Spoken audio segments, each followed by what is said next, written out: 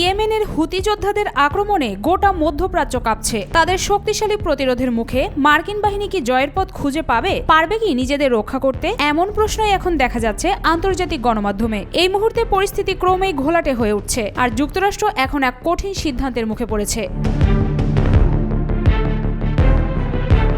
শুধু এক মাসে 100-র বেশি হামলা চালিয়ে যুক্তরাষ্ট্র মনে করেছিল হুতিদের সামরিক শক্তিকে দুর্বল করা সম্ভব, কিন্তু হুতিরা একের পর এক প্রতিরোধ গড়ে যাচ্ছে। তাদের আকাশসীমা রক্ষা করতে ইতোমধ্যে একাধিক মার্কিন ড্রোন ভূপাতিত করেছে এবং মার্কিন নৌবাহিনীর উপর আক্রমণ করেই যাচ্ছে। আর তাদের এমন প্রতিরোধে বেশ খানিকটা দিশেহারা অবস্থায় পড়েছে মার্কিন বাহিনী।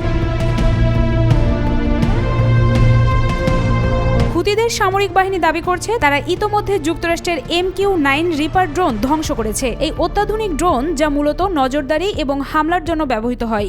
বান্ডেল থাকলে প্রতি সেনমানিতে টাকা বাঁচবে। বিকাশ সেনমানি বান্ডেল কিনে জিতুন প্রতি লেনদেনে। ইয়েমেন এমন 3টি ড্রোন ভূপাতিত করেছে, আর এই ঘটনা প্রমাণ করে হুতিদের আকাশ প্রতিরক্ষা ব্যবস্থায় বড় ধরনের পরিবর্তন এসেছে। কেন যুক্তরাষ্ট্র তাদের ড্রোন ব্যবস্থার শক্তি হারাচ্ছে? কেন তারা বারবার আক্রমণ করেও হুতিদের শক্তির বিরুদ্ধে কিছুই করতে পারছে না? এসব প্রশ্নের উত্তর খুঁজে পাচ্ছে না যুক্তরাষ্ট্রের সমরবিদরা। হুতিরা তাদের ক্ষেপণাস্ত্র আক্রমণেও নতুন মাত্রা যোগ করছে।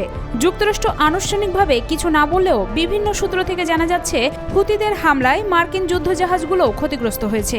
হুতিদের দাবি তারা এসব হামলা দিয়ে মার্কিন বাহিনীকে কঠিন বিপদে ফেলেছে, আর এটি তাদের দৃঢ় প্রতিরোধেরই অংশ। হুতিদের সামরিক নেতৃত্ব জানিয়েছে তারা যতদিন যুক্তরাষ্ট্র ও তার মিত্ররা হামলা চালাবে ততদিন তারা প্রতিরোধ চালিয়ে যাবে। সামরিক মুখপাত্রের ভাষায়, আমরা আমাদের ভূমি রক্ষায় কোনো আপোষ করব না। শত্রু যত শক্তিশালী হোক, আমরা প্রতিটি পদক্ষেপ নিব। একজন মার্কিন প্রতিরক্ষা কর্মকর্তা স্বীকার করেছেন হুতিরা প্রতিরোধের শক্তি তৈরি করেছে এবং যে কোনো আক্রমণ তাদের সহজে দুর্বল করতে পারবে না। যুক্তরাষ্ট্রের একাধিক হামলার পরেও হুতিরা দাঁড়িয়ে আছে, কেননা তারা প্রায় 1 দশক ধরে ইরানের সাহায্যে সামরিক সক্ষমতা গড়ে তুলেছে। এই পরিস্থিতি এখন যুক্তরাষ্ট্রের জন্য এক কঠিন পরীক্ষা।